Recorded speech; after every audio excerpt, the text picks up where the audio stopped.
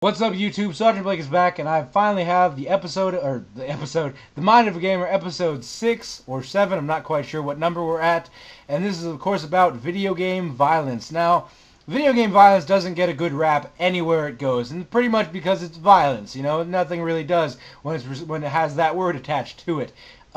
But particularly in politics and journalism, media, video game violence gets blamed for a lot of things that it shouldn't be. And my biggest problem with this are groups of people that want to demonize video games and tack on problems like our social problems with teenagers and children because of video game violence. And that, to me, is, in essence, completely absurd. Simply because, well, a couple of reasons. First of all being, there are problems that are bigger than video games that are much more influential. You know, gang violence is on the rise. Socioeconomic problems are bigger and bigger every day. The gap between the middle, the lower, and the upper class is getting wider and wider every day. People are struggling to survive out there, and, you know, people can't even find jobs anymore. And you want to blame video game violence for all of the issues that we as children and teenagers have.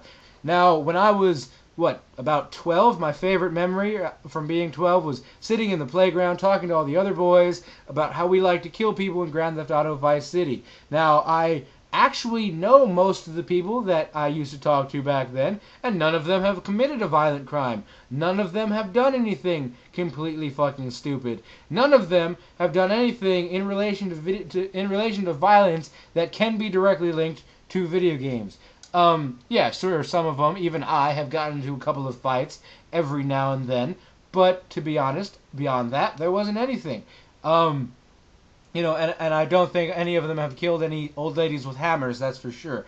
Now, you know, I'll digress from that for a second. I just want to say that, for you to say that video games are the source of all of our problems as teenagers and as adolescents or as children, it's absurd. And I really find that there's a big flaw in this argument simply because decades before there were video games, before I was even born, it was rock music that was the source of all of our children's problems and all of our teenagers' issues.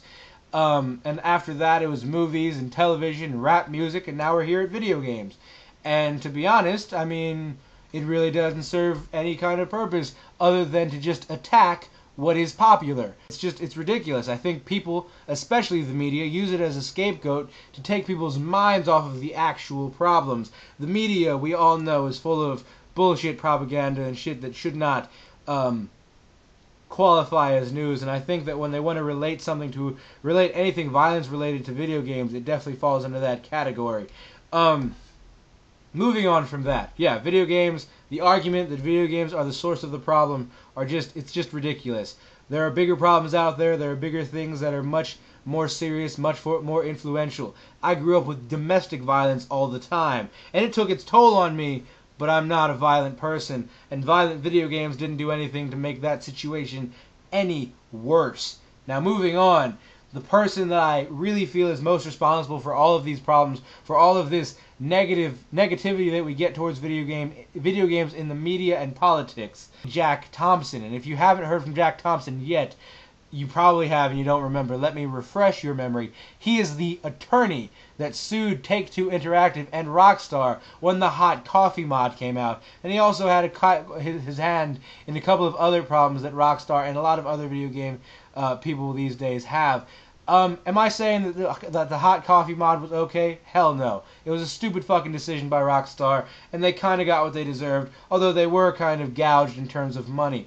Beyond that, I really don't think that Jack Thompson has any good arguments, and my real problems with him come down to a really deep personal thing. Not that I've ever met the guy in person, but I've seen about 3 or 4 of his videos, or videos that have him in interviews, and each time I see them, it becomes more and more apparent that he uses some of the horrible things that have happened to other people's families to kind of to put weight inside of his argument. For example, almost every argument, or almost every time he is introduced, his first thing he says is that I'm working with however many families whose children have died because of school shootings, which he then goes on to later tie to video games, which I'll get to in a second. But my biggest problem with him comes down to that. When he is introduced, he wants to make it a point to tell people that he's working with these families of people whose children, whose family members have died because of school shootings. School shootings, not something that you should take lightly in the least bit. It is a horrible thing. But for him to go ahead and exploit these people's families and use their dead relatives to put weight on his argument, it's exploitation. It's a horrible thing. It's disgusting. It is disturbing even to me after all of the video game violence that I have seen. He is, as an attorney, he's not to be trusted, of course, but when we all joke about attorneys being snakes and horrible people, this is, of course, the prime example of that.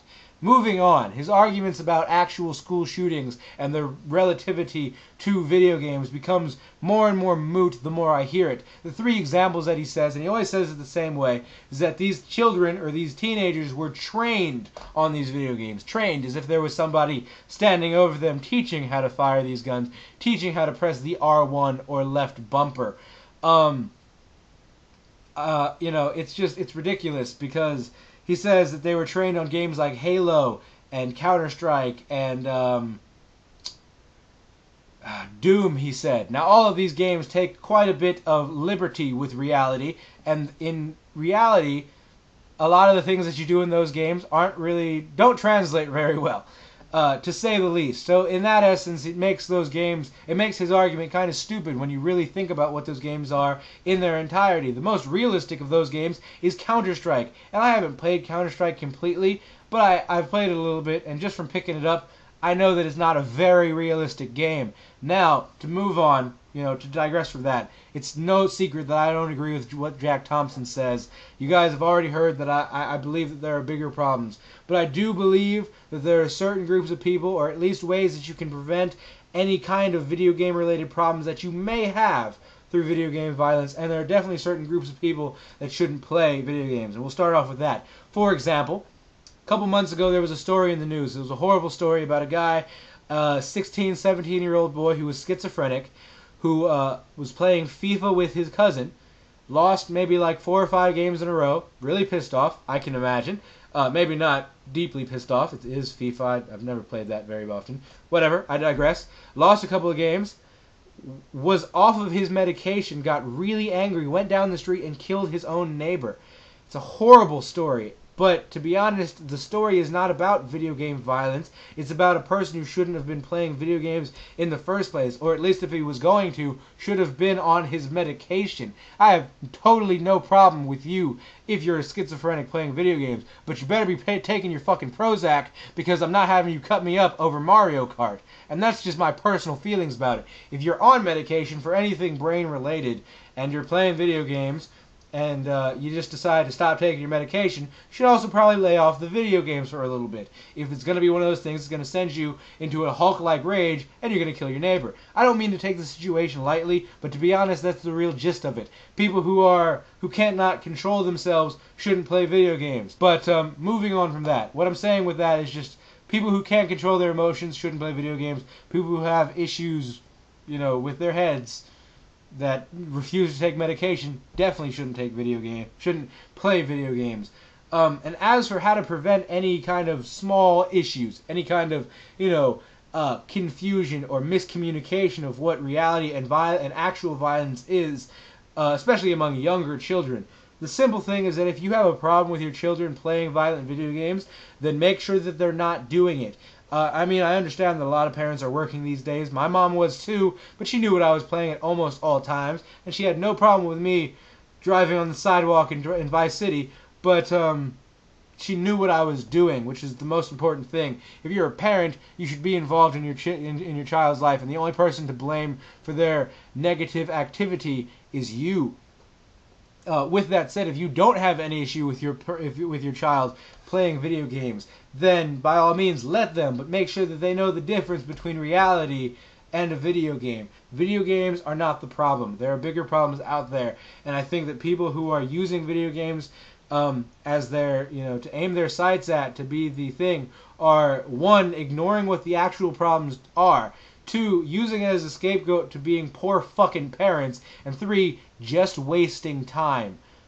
Jack Thompson especially. That is it, guys. I have nothing else to say on this subject. Video game violence is not an issue unless you are a young child who has nobody to teach them right from wrong.